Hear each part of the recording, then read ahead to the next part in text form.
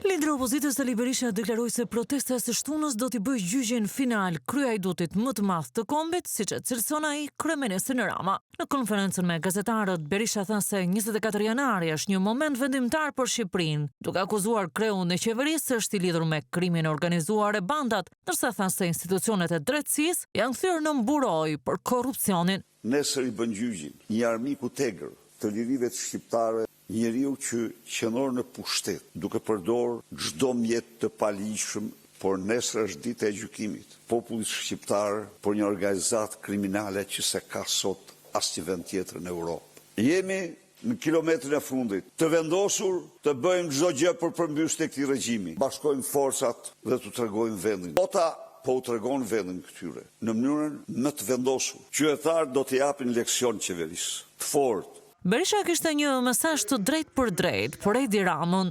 Le të rri në zyrë, ta provojë. Ka që them, rri aty, moret i ke blinduar, dyert i ke plumosur, rri. Shko futur rri në je burr.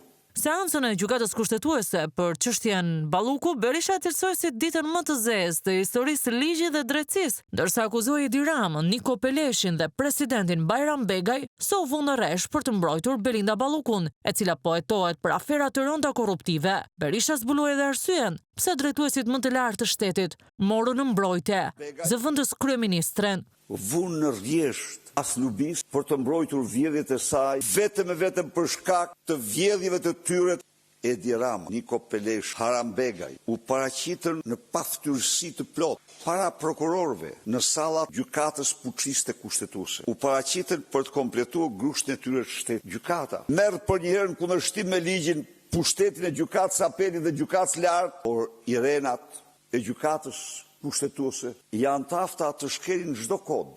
Berisha u ndal edhe tek bordi i paqes dhe mungesa e Edi Ramës në Davos dhe kishte edhe një koment për deklaratën e këtij të fundit në parlament se ishte mes dy zgjedhjeve, të shkonte në Davos apo të mikpriste vajzën e presidentit të Shteteve të Bashkuara të Amerikës, Ivanka Trump, në Shqipëri. Besoj se asnjëri në botë nuk mund të besojë një mashtrim të tillë. Tani që unë të them këtë, duhet të them që presidenti amerikan përdor vizitën e vajzës për të shpëtuar prej tij. Mos ta ketë në zyrë, por kjo s'mund ndodh kurrë. Presidenti ka respektin më të madh për vajzën e tij dhe për Edi Ramën e kupton se është një ramaduro, një aferë biznesi, nuk ka asnjë lidhje me aktin madhor të themelimit të bordit të paqes. Në atë sallë historike nuk mund të ishte. E tregoja, e tha sinqerisht, 2-3 prej këtyre tha nuk mund të jenë.